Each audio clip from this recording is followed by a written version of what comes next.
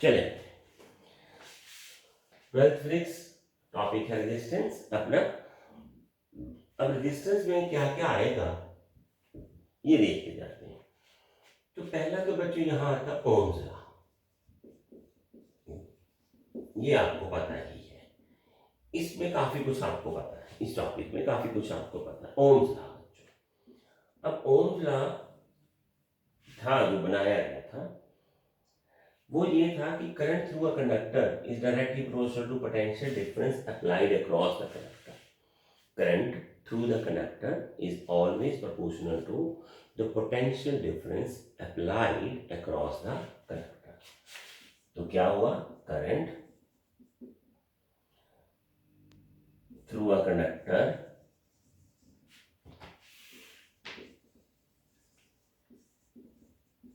is directly proportional to voltage applied across conductor। तो उसके across जो हमने वोल्टेज लगाई है उसके प्रोपोर्शनल होगा। प्रोपोर्शनल है, इक्वल नहीं आ सकता। तो आई को हम ले लेते हैं आर इंटू, इस तरह से V को हम ले लेते हैं आई आर इंटू आई। अब R को हम कांस्टेंट मान सकते हैं, बट ये सब कुछ तब है जब physical conditions remain same. R is constant, R is called resistance, ठीक है, और कांस्टेंट बोल सकते हैं अभी हम इसको। बट व्हेन फिजिकल कंडीशंस, जो फिजिकल कंडीशंस हैं वो रिमेन सेम, यानी टेम्परेचर प्रेशर जो है उस वक्त जो हम कंडक्टर पे रख रहे हैं, टेम्परेचर्स हैं या उसकी जो लेंथ एरिया ये सब कुछ कांस्टेंट है, तब ये चेंज नहीं होता। तो जो आर बेसिकली है बच्चों, सो हेंस फॉर आर क्या हुआ, रेजिस्टेंस जो है बेसिकली डिपेंड्स अपॉन, ये आर डिपेंड्स अपॉन, अब यही तो आया ना, फिजिकल कंडीशन सेम है, तो यहीं से निकल के आता है कि आर जो है depends upon dimensions and nature of conductor, इस पे डिपेंड करती है। अब इसको थोड़ा सा ध्यान से देख लेते हैं बच्चों। जो रेजिस्टेंस है वो डायमेंशन में क्या क्या आ जाता है बच्चों, length and area, length area और वो सारा आ जाता है। नेचर ऑफ कंडक्टर में क्या आता है, कुछ नहीं आता, एक पॉइंट होता है और एक पॉइंट से ही सारा कुछ चलता है, that is the n number of electrons, ठीक है। और सेकंड जो हम मान लेते हैं वो ऐसे सेकंड इसी से बनता है, तो वो उसका बड़ा पार्ट नहीं है, वो जिसको हम रेजिस्टिविटी मानते हैं, रेजिस्टिविटी अभी आगे डिफाइन होगा तब बात करेंगे।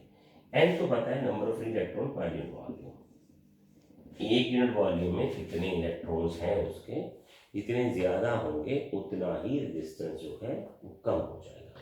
अब रेजिस्टेंस है क्या, अभी ये बात भी तो करेंगे ना, तो यहीं से हम छोटा सा और बात कर लेते हैं कि क्या Ohm's law is universal law, ठीक है। Ohms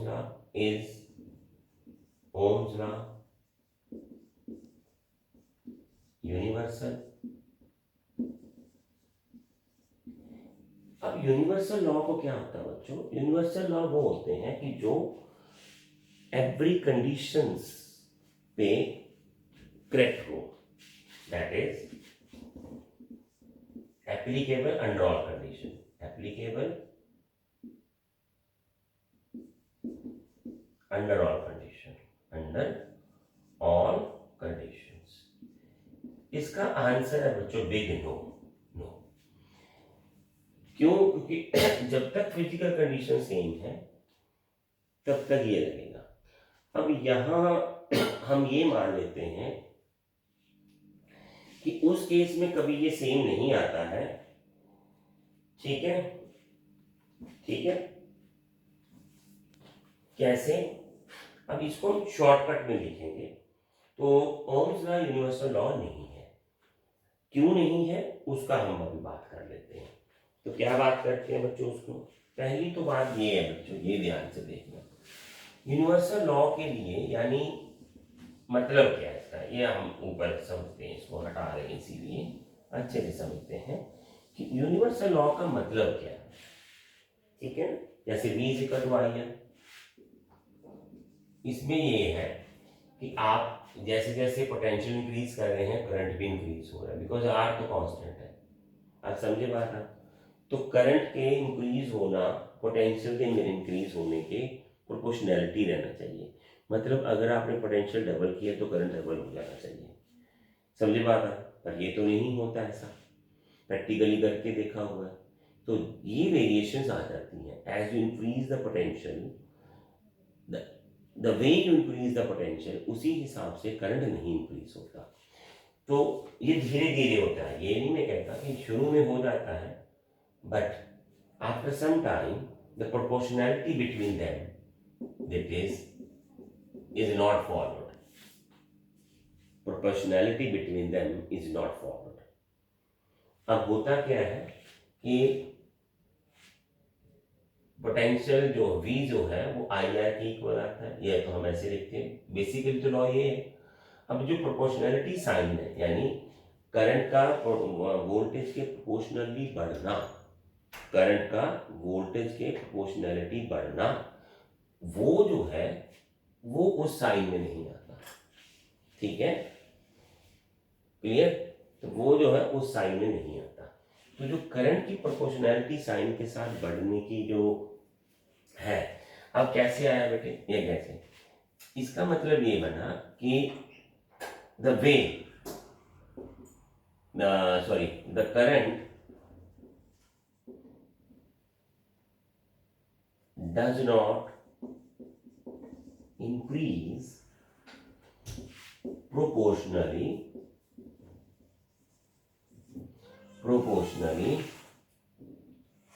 as voltage after some time। आपने थोड़े दूर पहले कर किया, वोल्टेज को आपने 10% बढ़ा दिया तो 10% करंट बढ़ गया, बाद में 15% बढ़ा दिया तो 15% बढ़ गया, बाद में आपने 20% बढ़ाया तो 18% बढ़ा, फिर आपने 25% बढ़ाया तो फिर 20% ही बढ़ा। तो धीरे धीरे धीरे प्रोपोर्शनैलिटी जो है वो खत्म होनी शुरू हो जाती है। उसका कारण क्या है? होता ये है बच्चों कि जैसे जैसे करंट इंक्रीज होता है, जैसे जैसे करंट इंक्रीज होता है, द फ्लो ऑफ इलेक्ट्रॉन भी इंक्रीज होगा, फिर उनके कुलियंस बढ़ जाएंगे, कुलियन बढ़ेंगे तो फिर वेस्टेज ऑफ हीट बहुत ज़्यादा होगी, कुलियन के बढ़ने से वेस्टेज ऑफ हीट बहुत ज़्यादा हो जाती है। तो जो वेस्टेज होनी शुरू हो जाती है दैट मीन्स का रेजिस्टेंस इंक्रीज होगा। तो हम यहाँ वन लाइन में लिख सकते हैं, यहाँ वन लाइन में कैसे लिख सकते हैं? हम लिख ऐसे सकते हैं कि अगर आपका जो करंट है, ठीक है, तो करंट को रेजिस्टेंस को करंट के डिपेंडेंट नहीं होना चाहिए। तो resistance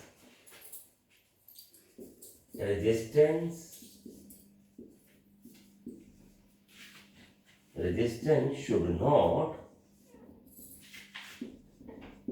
be dependent on current, resistance को करंट के डिपेंडेंट नहीं होना चाहिए। ये समझे बात है? तो रेजिस्टेंस तो करंट के डिपेंडेंट है, बिकॉज कैसे? But resistance depends, resistance should not dependent on the current.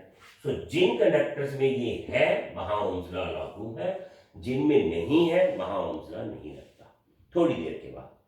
तो इसका मतलब ये बना कि ओम्स लॉ यूनिवर्सल लॉ नहीं है। अब जैसे कंडक्टर्स में ये है,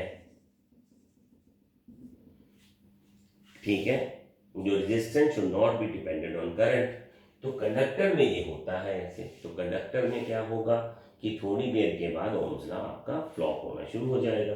तो ये with in the certain limits he Ohm's law लागू है। तो ओम्स लॉ को हम यूनिवर्सल लॉ नहीं मान सकते। कैसे है? Resistance should not be dependent on current, conductor में क्या है? It depends, on current, it depends upon current, तो करंट पे डिपेंड करता है ये। आपको समझ लगा? It depends on the current. कैसे कैसे डिपेंड करता है? देखिए, आप जैसे जैसे कंडक्टर में रेजिस्टेंस करंट को बढ़ाने के लिए पोटेंशियल को बढ़ाएंगे, तो करंट बढ़ता कैसे है बच्चों? करंट बढ़ता है, इलेक्ट्रॉन की स्पीड इंक्रीज होगी। जैसे जैसे आप पोटेंशियल बढ़ा रहे हो, तो ये लेंथ है, ठीक है। पोटेंशियल मतलब है इलेक्ट्रिक फील्ड का बढ़ना, ठीक है। इलेक्ट्रिक फील्ड बढ़ेगी जैसे जैसे पोटेंशियल बढ़ेगा। तो इलेक्ट्रिक फील्ड क्या होती है? द फोर्स, अट्रैक्शन बढ़ती है इधर इलेक्ट्रॉन्स के लिए यहाँ, तो अट्रैक्शन बढ़ती है तो इसकी स्पीड बढ़ती है, स्पीड बढ़ती है तो फिर ये कुलियन ज़्यादा करता है, कुलियन ज़्यादा करता है तो फिर इसकी एक्सचेंज ऑफ हीट जो होती है उसमें जो होता है कुलियंस में, वो ज़्यादा होने लग जाती है। वो हीट है क्या? जो हमारी जो एनर्जी है, जो हमने काइनेटिक एनर्जी को गेन करवाई है, ये आगे टकराने के बाद वो उसको वेस्ट कर देता है, हीट में कन्वर्ट कर लेता है, ठीक है। तो इसका मतलब जो हमारी का एनर्जी का जैसे जैसे पोटेंशियल बढ़ाएंगे टू इंक्रीज द करंट, बहुत सारा जो पार्ट है वो वेस्ट होना शुरू हो जाता है इन द फॉर्म ऑफ हीट। तो कंडक्टर जैसे जैसे हीट होगा उसका टेम्परेचर और बढ़ेगा, टेम्परेचर बढ़ेगा तो फिर उसकी रेंडम मोशन बढ़ जाएगी, ठीक है ना। आपको पता है बोल्ट्जमैन वाला लॉ मैंने लिख के दिया था कि जो रैंडम मोशन होती है वो directly proportional square root temperature होती है। तो टेम्परेचर बढ़ने से उसका साथ साथ रैंडम मोशन बढ़ जाती है। अब रैंडम मोशन होती क्या है? देखिए, रैंडम मोशन का मतलब ये है कि इलेक्ट्रॉन आपका इधर जा रहा है मान लीजिए, और आपको चाहिए वो स्ट्रेट जाए, कि मेरा कनेक्शन कर दे वहां पहुंचा दे, तो हमें इसको फिर इधर घुमाने के लिए भी एनर्जी वेस्ट करनी पड़ती है कि भैया वहां तक जाके कनेक्शन कर। तो अब उसके पास रैंडम मोशन है तो उसकी मोशन इस तरफ ज़्यादा है, हमें ज़्यादा एनर्जी लगानी पड़ेगी बैटरी से उसको कंडक्शन करवाने के लिए। अब जिस कंडक्शन करवाने के लिए अगर एनर्जी ज़्यादा लगानी पड़ेगी तो क्या होगा? हमारी एनर्जी वेस्ट हो रही है, कंडक्शन उतनी ही हो रही है। तो इसलिए Ohm's law within certain limit ही चलता है, उसके बाद ये लॉ जो है फ्लॉप हो जाता है। ये इतना परफेक्ट लॉ नहीं माना जाता, ठीक है। तो हमें ये याद रखना है कि जिन कंडक्टर्स में रेजिस्टेंस डिपेंडेंट अपॉन करंट की स्ट्रेंथ पे है, ये याद रखना, जिस कंडक्टर्स में resistance depends upon the strength of current. अब ये रेजिस्टेंस स्ट्रेंथ ऑफ करंट हुआ, करंट बढ़ाने के गए तो कंडक्टर में रेजिस्टेंस भी बढ़ गया, यानी कुलियंस बढ़ गई, ठीक है। तो ओम्स लॉ वहीं वैलिड है वहां जहां रेजिस्टेंस इज इंडिपेंडेंट ऑफ, ये याद रखना, independent of strength of current. अभी आप बोलोगे लाइन दोबारा क्यों लिख के दिए? तो लाइन लिखने का मकसद था बच्चों, ये कॉन्सेप्ट जो है ये आपका आईआईटी और नीट के लिए है, ये याद रखना है इसको, ठीक है। वहां एक लाइन ये काम आएगी आपको, वो यहाँ पर हमने डिस्टेंस की ये जो हम बातें कर रहे हैं हीट में ये वो, तो उसका सारे का जो सार है वो ये लाइन है। क्योंकि करंट बढ़ेगा तो फिर कुलियंस बढ़ेंगे, कुलियन बढ़ेंगे तो रेजिस्टेंस बढ़ गया, ठीक है ना। तो वो कंडक्टर ढूंढो जिसमें ये स्ट्रेंथ पे डिपेंड ना करे, इसको याद रखना आपको। तो ये आपके लिए एक कॉन्सेप्ट है जो आपने आगे समझ के करना है, ठीक है बच्चों। अब रेजिस्टेंस है क्या? लीजिए रेजिस्टेंस है क्या? अब रेजिस्टेंस क्या है इसके बारे में तो आपको पता ही है, तो मैं शॉर्टकट में चलता हूँ। मैं बहुत ज़्यादा डिटेल में आपको 10th में तो उसके पैरेलल ये वो अभी भी है, वो पैरेलल में सीरीज में ये सब आप पढ़ के आए हो, मेरे को पता है, आपको पता है ये सारा। Resistance it is the opposition given by conductor to flow of current। मैं ये बोलूंगा, मैं इसका थोड़ा सा आगे बोलता हूँ बात को, it is the wastage of energy to make the free electrons of a conductor to take part in conduction। हम उनको कंडक्शन में पार्टिसिपेट करवाने के लिए जितनी एनर्जी वेस्ट कर देते हैं उसको हम रेजिस्टेंस बोलते हैं। एक्चुअली वो पार्टिसिपेट करना नहीं चाहते, बिकॉज हम उनकी जो नेचर है उसके अगेंस्ट उससे काम करवा रहे हैं। उनकी नेचर है कंडक्शन रैंडम मोशन करने की, अपनी मर्जी से कहीं भी जाने की, पर हम उनको बोल रहे हैं कि हमारे हिसाब से आप उस डायरेक्शन में जाओ। अब उनको इस बात पे एग्री करने के लिए जो हमारी एनर्जी वेस्ट हो जाती है उसको हम रेजिस्टेंस बोलेंगे। रेजिस्टेंस मटेरियल का थोड़ी हुआ, फिर वो तो अपने नेचर पे काम कर रहा है। अब आपने बोला कि भैया वहां तक जाओ, वो क्यों जाएगा? आप सही बात समझे आप। तो resistance basically opposition given by conductance flow of current, इसको अच्छे से समझो। अपोजिशन मतलब वो करना ही नहीं चाहता था, आप बोल रहे हो कर दो। अब किसी का रेजिस्टेंस ज्यादा है, किसी का कम है, तो भैया जी किसी के इलेक्ट्रॉन साउंड है, किसी के इलेक्ट्रॉन बिगड़े हुए हैं, ज्यादा बिगड़े हुए हैं, ज्यादा बात ना मानने वाले। तो फिर आप इसको ऐसे भी समझ सकते हो। ठीक है, अब आगे आ गया। अब हमने उनको बोला कि आपने उधर जाना है, हमने उनको स्पीड दी तो वो कोलाइड हो गए।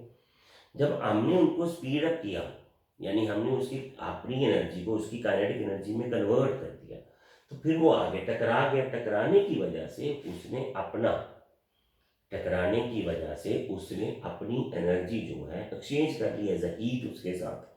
तो हमारी वो एनर्जी एक्सचेंज होगी एक्चुअल तो हीट में, तो वो हमारी एनर्जी वेस्ट कर देता है। पर हम इतनी डिटेल में वहाँ लिखना नहीं चाहिए, यही बहुत है। ठीक है, तो डिस्टेंस जो होता है that depends upon length, that depends upon inverse equals to area. और ये बन गया अपने पास लेंथ। अगर लेंथ ज्यादा है तो कुलियंस भी ज्यादा होंगे, तो रेजिस्टेंस बढ़ जाता है। एरिया अगर ज्यादा है तो you got more space to move, तो आपके जो कुलियंस है वो कम होते हैं। तो रेजिस्टेंस आ गया L by A, and where this is called resistivity of material. Resistivity of material, पर बेसिकली इसका नाम है स्पेसिफिक रेजिस्टेंस। स्पेसिफिक रेजिस्टेंस क्या होता है? Specific resistance. अब ये होता कैसे है बच्चों? देखिए, मान लीजिए let you have conductor L is equal to 1 unit, ठीक है, एरिया इज 1 यूनिट स्क्वायर। अब 1 यूनिट स्क्वायर मतलब 1 मीटर स्क्वायर, 1 सेंटीमीटर स्क्वायर, आप कैसे भी ले लो, ठीक है, 1 मीटर स्क्वायर ले लो आप, ठीक है। Then resistance is equal to this, तो क्या आएगा? Rho specific resistance is a resistance offered by a conductor of unit length, या 1 मीटर ले लेते हैं, ठीक है, चलो 1 metre length and 1 metre square area. अब ये क्या बन गया? ये ऐसे भी लिखा जा सकता है, ये ऐसे भी किया जा सकता है इसको। ये मान लीजिए आपके पास एक क्यूब है, तो आपने तो रेजिस्टेंस ही निकालना है ना, तो ये आपके पास ये क्यूब है, ये 1 मीटर, ये 1 मीटर, ये 1 मीटर क्यूब है। तो इन दो फेस के बीच का डिफरेंस रेजिस्टेंस, ये 1 मीटर पार्ट है, 1 मीटर स्क्वायर है, तो ये जो ये रेजिस्टेंस होगा कनेक्शन पे, उसको हम स्पेसिफिक रेजिस्टेंस बोल देते हैं, रेजिस्टिविटी मटेरियल बोल देते हैं। अब जो रेजिस्टिविटी मटेरियल का मतलब क्या है कि for one material resistivity material specific resistance is always constant, वो सेम है, जैसे material property, it is a material property, it is a material property. ये मटेरियल प्रॉपर्टी होती है बच्चों, ये मटेरियल, एक मटेरियल की रेजिस्टिविटी सेम ही होगी। क्यों? क्योंकि हमने तो फिक्स कर दिया ना, कहाँ फिक्स किया? ये एरिया, इस पे ही आना चाहिए, उसको हम रेजिस्टेंस बोल देंगे। ये समझने की बात। अब रेजिस्टेंस के बच्चों डायमेंशंस भी तो होंगे, ठीक है ना, तो डायमेंशंस बहुत इंपॉर्टेंट है, वो देखते हैं। अभी तक तो पता लग गया होगा आपको, ये तो पढ़ा हुआ आपने, है ना, वहां से रेजिस्टिविटी ही डाला है मैंने बीच में, और ये क्यूब डाला। हाँ, क्यूब क्यों डाला? क्योंकि आपने इलेक्ट्रोकेमिस्ट्री देखा था ना, तो वहां से भी हमने रेजिस्टिविटी कंडक्शन देखी थी, स्पेसिफिक कंडक्शन और ये वो, और यहाँ भी हम ऐसे ही इसको डिफाइन कर देते हैं। 2 प्लेट्स और 1 metre square area separated by 1 metre apart. तो उन दो प्लेट्स में जो कंडक्शन की प्लेट्स में, जो कंडक्टर की प्लेट्स में होगी कंडक्शन का रेजिस्टेंस होगा, उसको हम स्पेसिफिक रेजिस्टेंस रेजिस्टिविटी मानते हैं। अब डायमेंशंस बच्चों, dimensions of R and its units, वो भी करते हैं। तो V is equal to IR, R is equal to V by I। अब V क्या होता है? पोटेंशियल। तो पोटेंशियल होता है वर्क बाय चार्ज, तो ये I आ गया। अब चार्ज क्या होता है बच्चों? I into T. चार्ज का अपना कोई डिमेंशन या वो नहीं है, हमने बनाया ही नहीं, हमने तो करंट का बनाया हुआ, चार्ज का तो बनाया ही नहीं डिमेंशन। तो ये आ गया M L square T minus two, ये नीचे आ गया आई स्क्वायर, ये आ गया टी। तो ये बन गया M L square T minus three I minus, अरे आई का तो एम्पियर है, एम्पियर का स्क्वायर, ये इसकी डिमेंशन। समझ लगी? ये वर्क की डिमेंशन है M L square T minus two, और ये आई टी का चार्ज के, और ये आ गया, ये डिमेंशन होती है अपनी। ये समझ लगी आपको? ये ध्यान से देखना आपने, ठीक है। और इसके यूनिट्स ओम है। अब इसमें आपको करना पड़ेगा ऐसे, पर ये है एसआई यूनिट्स। कौन से यूनिट्स है बच्चों इसके? SI units. अब होगा क्या बच्चों? Units in series. सो हम क्या करेंगे? Relation of units, relation of units of R in ESU, electrostatic units, and SI। तो R है हमारे पास बच्चों V इंटू I, ठीक है। तो ESU यूनिट क्या होते हैं? वो कैसे लिखते हैं हम? वन स्टेट ओम, ठीक है, इसके ओम है ना, वन स्टेट वोल्ट, ये एसी यूनिट होते हैं, इलेक्ट्रोस्टैटिक यूनिट्स में लिखा जाता है, वन स्टेट एम्पीयर ये आता है। अब इनको कन्वर्ट करो, ये तो आ गया। अब इसका क्या है? ये आता है आपके पास 100 वोल्ट। ये याद रखना, आपको बहुत कम जगह पे मिलेगा। ये वन स्टेट वोल्ट यानी ईएससी यूनिट जो होता है वो 100 वोल्ट के इक्वल, 300 वोल्ट के इक्वल माना जाता है ये वाला, ठीक है। इसकी कन्वर्शन में ये आपको याद रखना पड़ेगा, ठीक। तो ये क्या आ गया अपने पास? Set ampere. तो ये आ गया 3 इंटू 10⁻11 एम्पियर, ठीक है। तो ये ऊपर जाएगा 9 इंटू 10⁻, ये 9 आएगा यहाँ, 11 ओम, ये बन गया अपने पास, ठीक है। तो वन स्टेट ओम जो है वो 9 इंटू 10⁻, इसके ओम के इक्वल माना जाता है, ठीक है बच्चों। तो ये याद रखना आपने।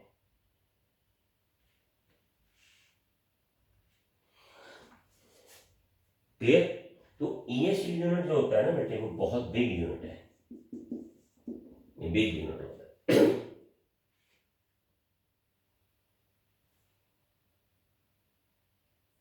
ठीक है।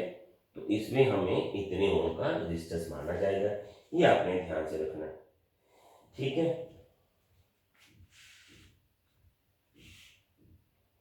सो ईएससी में बिग यूनिट है। अब इसके अगर जिसका इतना होगा 1 ईएससी यूनिट, देखिए अब इतने बड़े रेजिस्टेंस होगा तो करंट तो चलेगा ही नहीं ना, तो बहुत बिग यूनिट है, ठीक है। और अगर किसी भी कंडक्टर का 1 स्टेट ओम रेजिस्टेंस है, ठीक है, तो वो बेसिकली इंसुलेटर ही माना जाएगा, हम उसको नियरली इंसुलेटर ही मान लेंगे, बिकॉज बहुत ज़्यादा बड़ा यूनिट है, बहुत ज़्यादा रेजिस्टेंस है ये, बहुत ज़्यादा, ठीक है। तो इसके लिए हमें ये ध्यान रखना है कि स्टैट जो है यूनिट बहुत बड़ा यूनिट है, और इतना रेजिस्टेंस पे तो इंसुलेटर ही होगा, वो कंडक्शन आपके लिए करेगा ही नहीं, ठीक है। चलिए आगे देखते हैं फिर।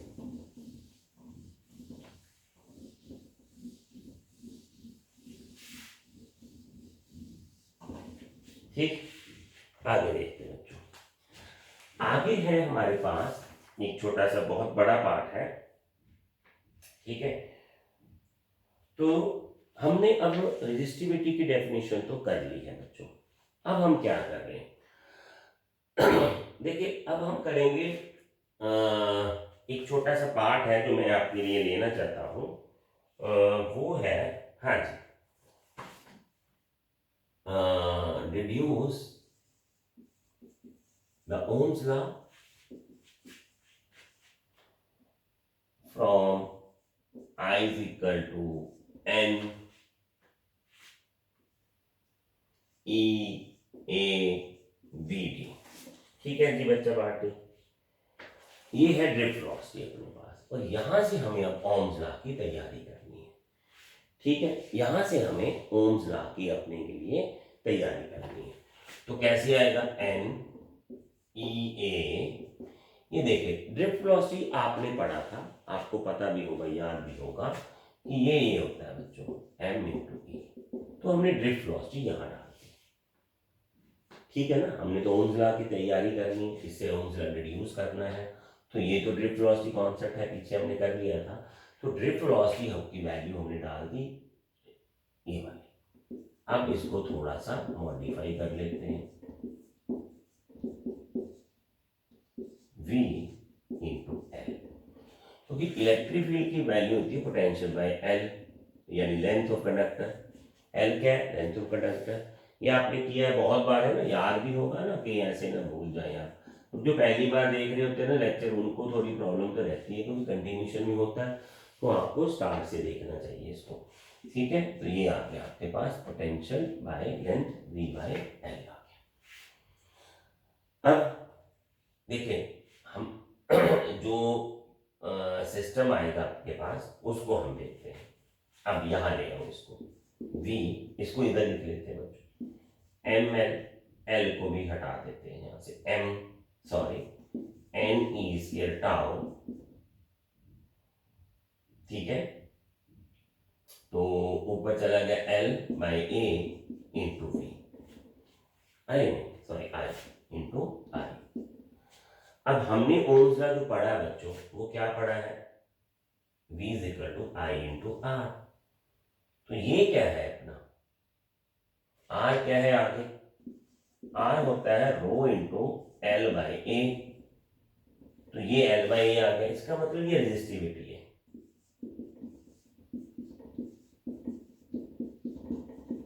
क्योंकि ये मटेरियल पे डिपेंड करती है resistivity. So that is the resistivity का रिलेशन आ गया m n स्क्वायर टाउ। तो इसको तो r बोल लो आप, तो v ये सब कांस्टेंट है। तो L length of conductor change नहीं होगा, A चेंज नहीं होगा, रेजिस्टिविटी चेंज नहीं होगी, क्योंकि रेजिस्टिविटी में मास है, ये है, रिलैक्सेशन टाइम है, अंडर कंडीशंस वो चेंज नहीं होता, number of electron per unit volume change नहीं होंगे। तो ये आ गया आपका ओम्स लॉ। ठीक है, आप इसको एक स्टेप में और भी लिख लेते हैं ये, और बाद में ये कर देते हैं। तो हमने यहां से ओम्स लॉ का डिडक्शन कर लिया इस फॉर्मूले से।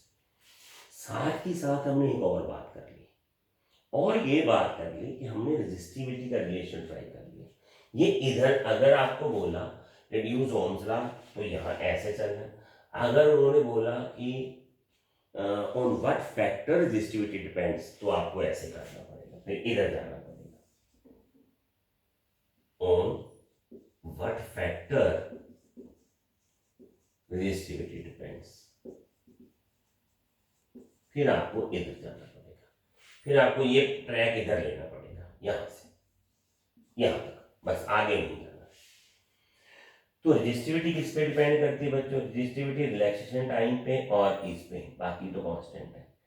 अगर number of electron per unit volume ज्यादा है तो रेजिस्टिविटी कम है, वो अच्छा कंडक्टर है। अगर रिलैक्सेशन टाइम कम है, अगर रिलैक्सेशन टाइम कम है तो उसकी रेजिस्टिविटी ज्यादा आएगी, तो फिर वो अच्छा कंडक्टर नहीं है। ठीक है, तो रेजिस्टिविटी जो है इन दो फैक्टर्स पे डिपेंड करती है, वो हमने देख लिया। रेजिस्टिविटी किस पे डिपेंड करती है, ये अंडर सिमिलर कंडीशंस में तो इसी पे डिपेंड करती है, ये ध्यान रखना आपने। अगर आप दो कंडक्टर्स कंपेयर कर रहे हो तो you have to maintain the physical condition same, तब तो फिर इसी पे डिपेंड करेगी, number of electron per unit volume. और अगर आप ओपनली करते हो तो रेजिस्टिविटी डिपेंड करती है इस पे भी और इस पे भी। सो जो अच्छा कंडक्टर है वो टेम्परेचर के बढ़ने के साथ कई बार अच्छा कंडक्टर नहीं रहेगा, क्योंकि अब टेम्परेचर बढ़ने से रिलैक्सेशन टाइम कम हो जाता है, वो कम हुआ तो रेजिस्टिविटी बढ़ जाएगी। तो रेजिस्टिविटी इनडायरेक्टली टेम्परेचर पे भी डिपेंड कर जाती है। बट अगर आप दो कंडक्टर्स की कंपैरिजन कर रहे हो तो सेम कंडीशंस में फिर नंबर ऑफ इलेक्ट्रॉन पे डिपेंड करेगा, याद रखना। If you are comparing two conductors then you have to only compare the number of electron per unit volume under similar condition of, ठीक है, टेम्परेचर एंड ऑल। तो यहां से हमने रेजिस्टिविटी के फैक्टर्स भी पढ़ लिए। तो ये एक ही है, यहां से हम चलेंगे, ये वाला ये एक ही है। अब यहां से एक कदम आगे बढ़ते हैं बच्चों, ये देखिए जाओ, एक कदम और बढ़ते हैं आगे, ठीक है। तो वो कहां से बढ़ते हैं, हम यहां लिख लिया हमने, ये तो अब तो पता लग ही गया आपको सारा, कौन कौन से फैक्टर हैं, कैसे कैसे फैक्टर्स पे डिपेंड करती है। तो ये सारा आपको ध्यान रखना है आर्टिकल को। आप इसी में से मॉडिफाई करके एक में से 3 लिख लोगे तो आपको पता चल जाएगा, क्योंकि यही आता है। अब एक छोटा सा पार्ट आपके पास और आता है, ठीक है। तो यहां तक तो अब हम पहुंच गए, ठीक है। तो ये आ गया n e square tau by m a into e. यहां से ऊपर मैं क्वेश्चन भी हटाता हूँ, फिर मैं क्वेश्चन आपको बाद में लिख के दूंगा, इसका क्या आएगा। ये बहुत ही अच्छा है, ये जो कॉन्सेप्ट मैं अभी लिखने वाला हूँ बच्चों, ये बेसिकली IIT JEE एडवांस के लिए है आपका, ठीक है। ये एडवांस में ऐसे क्वेश्चन में आपको पूछा जा सकता है। ओम्स लॉ का ये पार्ट वो अच्छा चलता हुआ, ठीक है। तो ये क्या बन गया फिर, आई, ये बन गया 1 by resistivity A into minus of D by D x. आपको पता है कि जो इलेक्ट्रिक फील्ड होती है उसका पोटेंशियल ग्रेडियंट के साथ रिलेशन होता है। जो नए हैं ऐड हुए तो उनको पिछले इलेक्ट्रिक पोटेंशियल वाला एक आर्टिकल देख के आना पड़ेगा चैप्टर में से। तो electric field is always can be express in the form of potential gradient. Minus sign क्या बताता है कि जितने जितने पोटेंशियल कम हो रहा है उस तरफ की इलेक्ट्रिक फील्ड की डायरेक्शन है, ये हमने कर रखा है। तो इसका मतलब ये बना कि जो करंट का हमने जो रिलेशन है वो ये बना दिया, ठीक है। अब इसका जो कॉन्सेप्ट है वो ये है, express the current in the form of, express current in form of potential gradient. ये है इसका क्वेश्चन। ये कॉन्सेप्ट है IIT एडवांस के लिए आपका पोटेंशियल ग्रेडियंट में। ये बहुत कम मिलेगा आपको, मैं बता रहा हूँ बच्चों। आप बहुत सारे लेक्चर्स देखोगे ऑनलाइन, बहुत सारे देख लो आप, जितने भी बड़े से बड़े का देखोगे, उसमें आपको बहुत कम इंस्टीट्यूट्स ऐसे होंगे या जो ऑनलाइन आपको दे रहे हैं नॉलेज, वो आपको इसका करंट रेजिस्टिविटी और इसका पोटेंशियल ग्रेडियंट के साथ वाला ये वाला बहुत कम होगा, ठीक है। अब आप अगर तो सब्सक्राइबर हो या नए बच्चे देख रहे हो, तो पहले तो मैं आपसे रिक्वेस्ट करूंगा बच्चों, प्लीज़ सब्सक्राइब किया करें चैनल को, सो दैट आपको डेली अपडेट्स मिलती रहे। आप शेयर भी करें, अपने फ्रेंड्स को भी करें, और इसकी आप सर्च भी करें, search out on the YouTube. I don't think so इसके चांसेस भी हैं आपको वहां मिलने के। पहले अगर आप एडवांस करना चाहते हो तो ये कॉन्सेप्ट आपके लिए, जो बाकी तो है वो तो है ही, ये बहुत अच्छा है, पोटेंशियल ग्रेडियंट और करंट का रिलेशन, ये ध्यान रखना आपको। देखिए क्वेश्चंस मैं आपको बताता हूँ बच्चे, चाहे वो IIT एडवांस हो या IIT मेंस हो, क्वेश्चन बहुत इजीली हो जाते हैं अगर आपने कॉन्सेप्ट पढ़ा हो।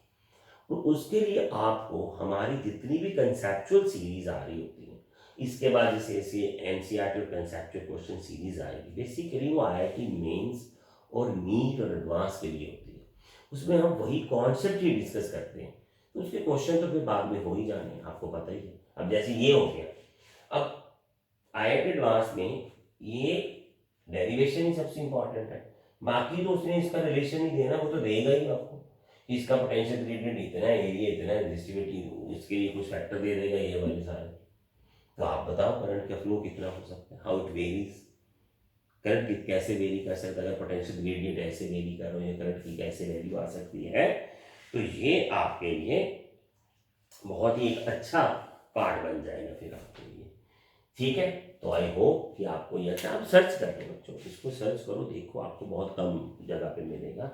तो नेक्स्ट जो लेक्चर होगा उसको मिस मत करना, वहाँ हम इसके conceptuals NCERT and concept of IIT mains JEE NEET के करेंगे। और आप पहले बच्चों प्लीज़ सब्सक्राइब करो चैनल को, शेयर करो इसको, ज़्यादा से ज़्यादा सब्सक्राइबर लेके आओ, और आप देखो आपको अच्छे अच्छे क्वेश्चंस ऐसे ऐसे कॉन्सेप्ट मिल जाएंगे यहाँ जो आपको आगे की स्टडीज़ के लिए हेल्पफुल भी होंगे। ठीक है बच्चों, चलो आगे चलते हैं फिर।